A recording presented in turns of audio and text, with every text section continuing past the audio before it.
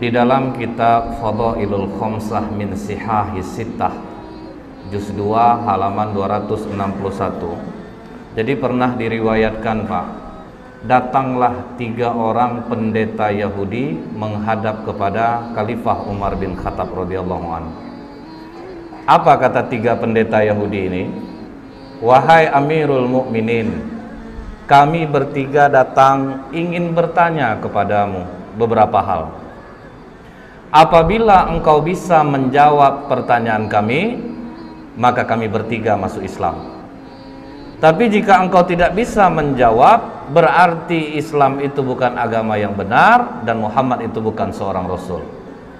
Maka kata Umar bin Khattab, baik, silahkan Pak Pendeta, apa yang ingin kalian tanyakan?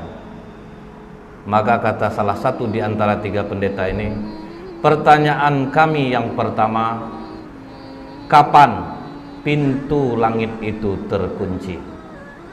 Kemudian yang kedua, Umar, kapan pula masanya pintu langit itu terbuka? Kemudian yang ketiga, coba engkau sebutkan kuburan yang bisa berjalan bersama penghuninya. Kemudian coba engkau sebutkan makhluk Allah yang bisa memberi peringatan kepada kaumnya, tapi dia tidak manusia dan tidak pula jin. Bisa ngasih nasihat tapi bukan manusia, bukan pula jin. Kemudian Umar, coba engkau sebutkan 5 makhluk Allah yang berjalan di muka bumi tapi tidak dilahirkan oleh induknya. Kemudian Umar, coba engkau jelaskan kepada kami kisah pemuda-pemuda yang mempertahankan imannya dan mereka bersembunyi di dalam gua. Setelah pendeta Yahudi ini bertanya, Pak, apa kata Umar? Bukanlah sesuatu hal yang memalukan bagi Umar bila memang dia tidak bisa menjawab pertanyaan yang tidak dia bisa jawab. Maka kata Umar, kalau bertinju kalian sama aku masih kurang orangnya ini. Kalau bertinju. Tapi kata Umar, bagian dari kami ada yang gak mudah menjawab pertanyaan ini. Kalau memang ada ya sudah, ajukan saja. Dipanggil oleh Umar, Salman. Dipanggil Salman Al-Farisi. Ya Amirul Mukminin, kau pergi ke rumah Ali, katakan Umar memanggilnya. Maka Salman langsung lari ke tempat Ali bin Abi Thalib. Wahai Ali, Umar memanggilmu. Ada 3 orang pendeta Yahudi mendebatnya. Maka Ali melupakan segala perbedaannya dengan Umar. Nah, Ali begitu Umar memanggilnya, dalam riwayat ini disebutkan dia ambil burdahnya, dia sandang selendangnya, dia pergi ke tempat Umar bin Khattab yang waktu itu masih duduk 3 orang pendeta ini. Ada apa Amirul Mukminin? Ini Ali, 3 pendeta ini mempertanyakan beberapa hal. Kalau bisa dijawab, mereka masuk Islam. Tapi kalau tidak bisa jawab, katanya jangan lagi kowar-kowar Muhammad itu seorang Rasul dan Islam itu agama yang benar. Maka kata Ali, silahkan Pak Pendeta, coba diulangi lagi pertanyaannya. Maka kata pendeta ini, yang pertama Ali, kapan langit itu pintunya terkunci atau langit itu digembok oleh Allah, itu kapan? Maka kata Ali, asyirku billah, syirik kepada Allah. Jika kalian mempersekutukan Allah, seluruh amalan tidak naik ke langit. Itulah makna langit terkunci. Jadi kalau kita melakukan kesyirikan, Pak, langit terkunci. Langit tidak akan terbuka, amalan tidak akan naik. Ini yang membuat pintu langit terkunci. Kemudian Ali, kapan pintu langit itu dibuka oleh Allah? Di saat engkau mengucapkan la ilaha illallah. Ketika engkau tidak menyekutukan Allah, engkau mengakui Allah itu satu, pintu langit akan terbuka. Kemudian Ali, coba engkau sebutkan kubur yang bisa berjalan bersama penghuninya. Maka kata Ali, yang kalian tanyakan ini adalah Yunus bin Matta, Nabi Yunus alaihissalam. Ketika Nabi Yunus berdakwah di kaumnya, nama kaum Nabi Yunus ini Pak, Nineveh Pak, didakwahi tauhid, rajanya mencemooh, kemudian masyarakatnya mencemooh, tidak ada yang mau nerima dakwah Nabi Yunus. Maka Nabi Yunus memohon kepada Allah, Allah kasih waktu 40 hari akan diturunkan azab. Sampai hari ke-39 tidak ada tanda-tanda azab Allah turun. Nabi Yunus putus asa. Dia tinggalkan kaumnya Bu, tanpa izin Allah. Dia tinggalkan kaumnya, dia berangkat, baru langit menghitam. Jadi Nabi Yunus tidak tahu bahwa Allah akan menurunkan azab. Begitu raja dan masyarakat melihat bahwa azab Allah akan turun, waduh, ini benar Yunus ini. Maka semua kaum Nineveh bertobat, cuman nabinya udah pergi. Naik ke atas kapal, gelombang tinggi, ketakutan nakodanya, maka diundilah nama Nabi Yunus keluar berkali-kali. Maka dicampakkanlah Nabi Yunus ke dalam laut, dimakan oleh ikan, terkubur dalam perut ikan, dibawa jalan ke 7 samudra selama 40 hari. Itulah kubur yang berjalan bersama penghuninya. Karena Allah katakan dalam surah As-Saffat 143, falaula annahu kana minal musabbihin, maka sekiranya Nabi Yunus tidak termasuk orang yang banyak berzikir, bertasbih kepada Allah, jadi dalam perut ikan itu menyesal Nabi Yunus. Dia zikir la ilaha illa anta subhanaka inni kuntu minaz zalimin. Mual perut ikan itu dibuatnya Pak. Karena kata Allah la labitha fi batnihi ila yaumi yub'atsun, niscaya dia akan tetap tinggal di perut ikan itu sampai hari kiamat. Jadi kalau sempatlah Nabi Yunus tidak banyak mohon ampun kepada Allah, ikan itu akan tetap mengubur Nabi Yunus di dalam perutnya. Terkaget pendeta ini, waduh ini cerdas satu ini nih. Dapat dia menjawab pertanyaan pendeta. Jadi kubur yang jalan bersama penghuninya, Nabi Yunus berada dalam perut ikan dan dibawa 40 hari ke 7 samudra baru dimuntahkan. Baik Ali, kau benar. Kemudian Ali, coba engkau sebutkan makhluk Allah yang bisa memberi nasihat kepada kaumnya, tetapi dia bukan manusia dan bukan pula jin. Maka kata Ali, ketika Nabi Sulaiman dan bala tentaranya sampai di lembah semut, hatta idza atau ala wadin namli qalat namlatu ya ayyuhan nablu dkhulu masakinakum. Jadi ada seekor semut Pak, dia komandoi kawan-kawannya, wahai para semut, masuklah kalian ke dalam sarang-sarang kalian, karena la yahtimannakum Sulaimanu wa junuduh, nanti kalian akan terinjak oleh Sulaiman dan bala tentaranya. Nah, inilah makhluk Allah yang bisa memberi nasihat kepada kaumnya, tetapi dia bukan manusia dan bukan pula jin. Wah, terjawab lagi. Oke Ali, coba engkau sebutkan 5 makhluk Allah yang berjalan di muka bumi tapi tidak dilahirkan oleh induknya. Maka kata Ali, Adam alaihissalam, Siti Hawa, onta Nabi Soleh itu keluar dari batu Pak, tidak dilahirkan oleh induknya. Kemudian tongkat Nabi Musa yang berubah menjadi ular, ular itu juga tidak dilahirkan oleh induknya. Kemudian kambing pengganti leher Nabi Ismail, itu pun tidak dilahirkan oleh induknya. Akhirnya 2 di antara 3 pendeta ini langsung menyatakan asyhadu alla ilaha illallah wa asyhadu anna Muhammadar Rasulullah. Oh tunggu, kata satu pendeta lagi, 2 kawanku mungkin sudah terpengaruh oleh jawabanmu Ali, tapi masih ada 1 lagi yang belum terjawab. Coba engkau ceritakan kisah pemuda yang bersembunyi dalam gua untuk mempertahankan imannya. Baik, akan aku terangkan seperti apa yang ada dalam Al-Quran, kata Ali. Kalau dari Al-Quran kami sudah dengar Ali, kami ingin engkau detail menerangkannya seperti apa yang disampaikan Rasulullah kepadamu. Maka kata Ali, kalau begitu benarkan duduk kalian. Malah ditantang Pak. Jadi dia ingin mengungkap Ali itu ceritanya itu yang detail. Maka kata Ali, silahkan, dari mana kalian ingin menanyakan? Baik Ali, di mana peristiwa itu terjadi? Maka kata Ali, di kota Apesus atau Tarses Pak, antara Turki, Yordan. Kemudian silahkan lanjutkan Ali. Jadi dulunya, kata Ali, kota Efesus ini dikuasai oleh raja yang sangat baik. Ketika raja ini meninggal, Raja Dikianius yang menguasai Roma mendengar bahwa Raja Efesus ini meninggal, maka mereka pun menyerang kota Efesus dan mereka kuasai.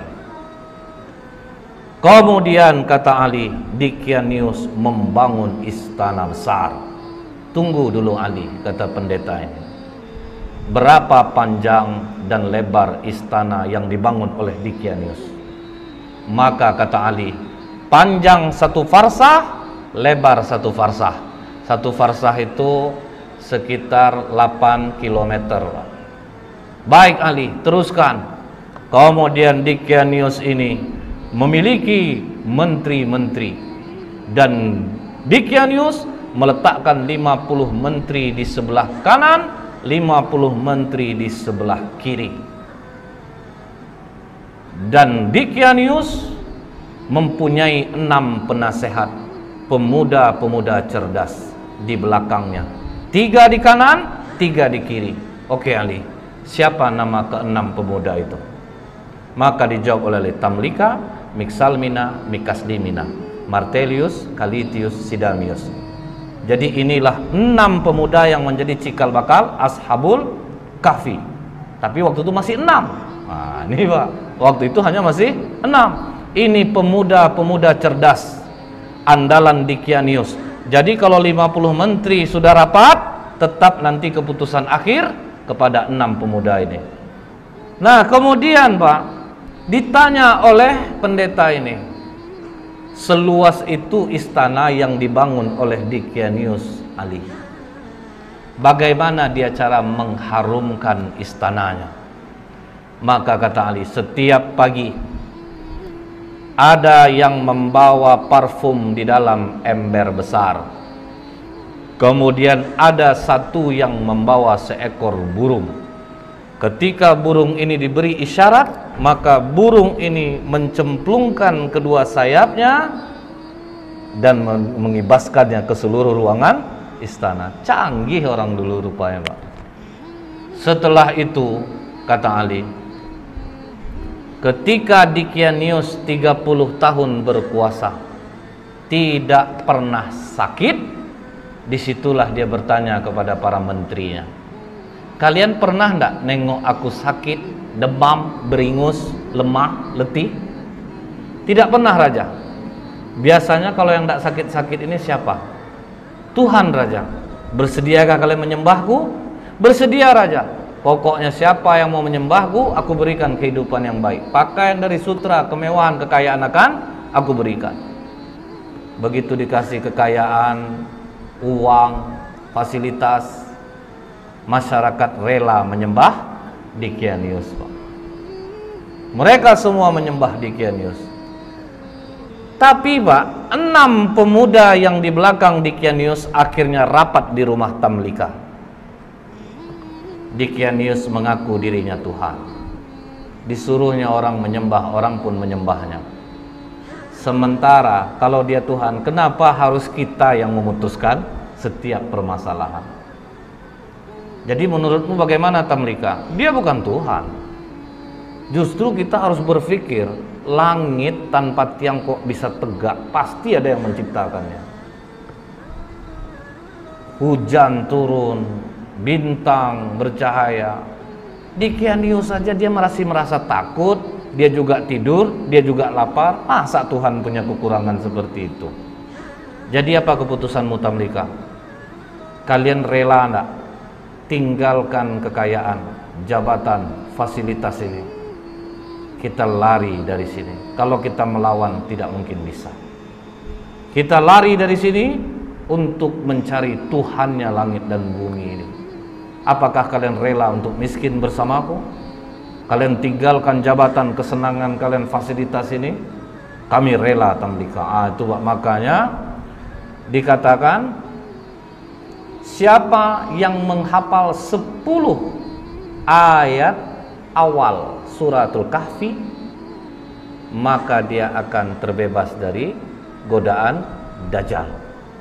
Karena apa Pak? Ini mengingatkan kita, waduh, ini pemuda-pemuda kaya, cerdas, rela kehilangan harta, jabatan untuk tauhid.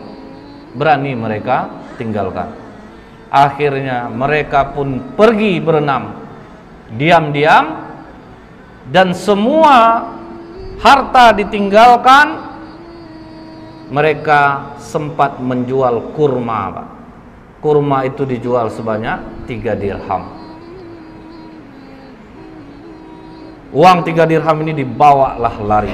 Cukup jauh mereka berjalan, sampailah mereka berjumpa dengan seorang pengembala yang memiliki seekor anjing. Maka kata pendeta ini, siapa nama anjing itu? Maka dijawab Ali, namanya Kitmir. Kemudian apa kata pengembala ini? Tuan-tuan, dari wajah tuan-tuan, aku yakin tuan-tuan ini bukan orang miskin, pasti dari bangsawan. Jadi karena apa? Orang-orang senang ini kelihatan dia dari wajahnya. Kemudian betul kata Tamlika, kami ini 6 penasehat Dicanius. Dia mengaku dirinya Tuhan dan kami tidak mengaku itu. Makanya kami meninggalkan kerajaan. Kami tinggalkan semua pangkat jabatan kami. Karena tidak pernah kami berjalan seperti ini. Lihat, kaki pun sudah luka-luka Pak. Orang manja jalan berkilo-kilo, habis kaki luka. Apa kata pengembala ini? Tenang tuan-tuan, aku mengetahui tempat persembunyian yang baik. Izinkan aku beserta kalian. Makanya jadi 7 dengan pengembala ini. Dikembalikannya lah gembalaan dia kepada tuannya, maka dia dan anjingnya ikutlah pemuda-pemuda kepercayaan raja tadi. Kemana mereka dibawa Ali? Dijawab oleh Ali, ke Bukit Nablus yang di bawahnya ada gua yang namanya Khemar. Maka begitu mereka mau masuk gua tersebut, sempat mereka mandi di mulut gua. Jadi mulut gua itu ada air terjunnya Pak. Jadi memang susah untuk diketahui orang. Sempat mereka mandi, masuk ke dalam, duduk, golek sana, golek sini, golek sana, sampai terang hari. Hari sudah pagi. Kita lapar. Siapa yang akan mencari makanan? Makanan hanya ada di tempat kerajaan. Berarti sangat jauh kita pergi berjalan ini. Siapa yang mau pergi? Karena Tamlika ketua rombongan, biar aku yang ke sana. Hati-hati Tamlika, jangan sampai engkau tertangkap Dicanius. Begitu Tamlika keluar dari mulut gua, sudah mulai terkejut ya Pak, karena air terjunnya sudah tidak ada. Tapi terus dia bawa uang 3 dirham ini, jalan terus. Sampai di gerbang kota, mulai heran dia Pak. Kenapa berbeda betul kota ini?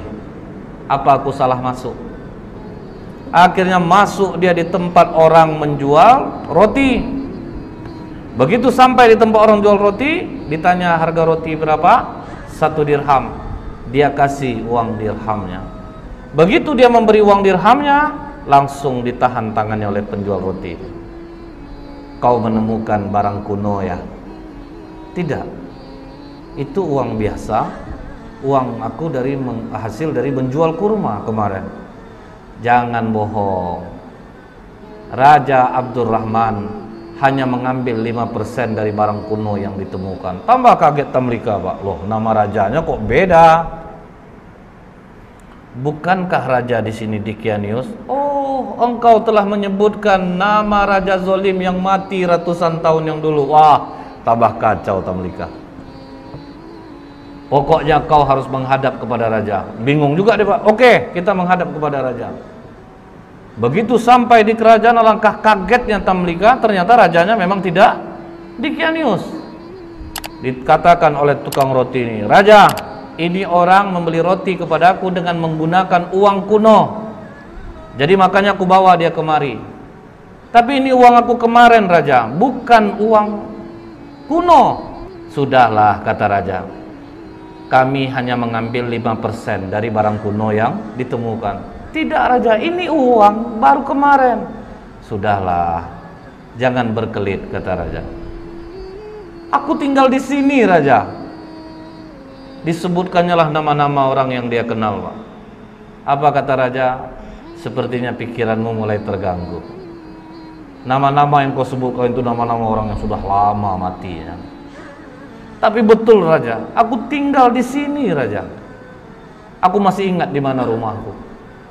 Maka kata raja, iringi dia. Kemana dia menunjukkan rumah, pergi kalian ke sana. Diiringilah oleh para tentara. Sampai di rumah yang dia tunjuk, diucapkan, dipanggil keluar orang tua yang sudah sangat tua renta. Mengapa kalian datang kemari? Katanya kepada tentara raja ini. Ini Pak, pemuda ini mengaku dia tinggalnya di sini. Siapa kau anak muda? Dijawab oleh Tamlika, aku Tamlika putra Filistin. Langsung sujud kakek ini datuk moyangku. Inilah yang diceritakan oleh Isa alaihissalam. Pemuda-pemuda ini akan bangkit. Mereka mendiami gua. Makanya di kitab Injil ada ayat tentang Ashabul Kahfi, Seven Sleeper. Jadi ada Pak. Maka hebohlah kota Efesus. Bangkit raja mengingat apa yang pernah disampaikan oleh Isa alaihissalam. Jadi rupanya sudah datang pula utusan Nabi. Sudah berlalu pula masanya. Maka kata raja ini, bawa Tamlika, digendong di atas kuda, dihormati sampai di bawah bukit Naglus. Apa kata Tamlika? Jangan ada yang naik ke atas, karena nanti sahabat-sahabatku mengatakan Dikianiuslah yang mengejar dia. Jadi tunggu kalian di bawah, biar aku yang naik ke atas. Maka Tamlika naik ke atas, sampai dalam gua, bawa juga lah roti tadi. Silahkan makanlah kalian dulu. Apakah aman perjalananmu Tamlika? Bukan aman lagi, malah aku bingung dan terkejut. Tahukah kalian sudah berapa lama kita di sini? Makanya ada dialog itu Pak dalam surat Al-Kahfi. Fadarabna ala adhanihim fil kahfi sinina adada. Maka kami tutup telinga mereka dalam gua itu selama beberapa tahun. Kemudian kami bangunkan mereka agar kami mengetahui manakah di antara kedua golongan itu yang lebih tepat dalam menghitung dan berapa lamanya mereka tinggal di dalam. Jadi mereka mengatakan ada yang setengah hari, ada yang 1 hari. Maka kata Tamlika, tidak. Kita berdiam di sini sudah lebih daripada 309 tahun. Mendengar itu, benarkah Tamlika? Iya, raja sudah berganti. Seorang nabi sudah diutus dan sudah berlalu. Mereka sekarang menunggu kita di bawah. Mari kita turun. Maka apa kata 5 orang kawannya lagi? Jangan Tamlika. Kita sudah melihat kebesaran Allah melindungi kita selama 300 tahun. Seolah-olah kita baru saja semalam. Kita sudah diselamatkan Allah. Kita bangun dan akhirnya kita tahu tentang keajaiban Allah. Kita mohonkan kepada Allah untuk menutup pintu gua ini dari pandangan manusia, dan kita mohon kepada Allah untuk mengambil kita. Karena apabila kita turun Tamlika, mereka nanti akan mengkultuskan kita. Mereka akan mendewakan kita. Sudah, kita jangan ada yang turun. Akhirnya pintu gua itu ditutup dari pandangan manusia. Mereka pun tidak ada jelas riwayat mereka diambil Allah atau ada kuburannya pun tidak ada. Karena mereka meminta kepada Allah, ambil kami, tutup gua ini dari penglihatan manusia. Seminggu raja berkeliling mencari Pak, tidak ditemukan gua itu pada awalnya. Kalau sekarang sudah. Setelah Ali menceritakan ini semua kepada pendeta ini, maka pendeta itu mengatakan, engkau benar Ali, engkau telah menceritakan dengan detail apa yang ada di dalam kitab kami, dan memang benarlah apa yang disampaikan Muhammad kepadamu. Maka pendeta yang terakhir ini pun masuk Islam jadinya Pak, mengucapkan syahadat asyhadu alla ilaha illallah wa asyhadu anna Muhammadur Rasulullah.